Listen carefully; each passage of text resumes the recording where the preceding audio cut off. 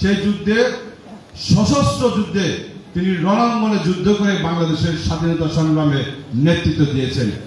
পরবর্তীতে ৭৫-এর সেই বাকশাল থেকে মুক্ত করে বাকশাল কায়েম করা হয়েছিল বাংলাদেশে, সেখানেও তার একটা বিরাট ভূমিকা ছিল। তিনি কিন্তু সেই বাকশাল থেকে বহুদলীয় গণতন্ত্রের প্রবক্তা করেছিলেন। বাংলাদেশে 4টা পত্রিকার বাদ দিয়ে সমস্ত পত্রিকা আজকে বন্ধ করে দেওয়া ছিল, তিনি কিন্তু সেটা বাস্তবায়ন করেছিলেন। সেটা হচ্ছে আমাদের নেতা শহীদ প্রেসিডেন্ট জিয়াউর রহমান, তাকে আমরা শ্রদ্ধার সাথে স্মরণ করছি। পরবর্তীতে আমাদের নেত্রীর কথা যদি বলি, আমার মনে হয় বক্তব্য শেষ নাই।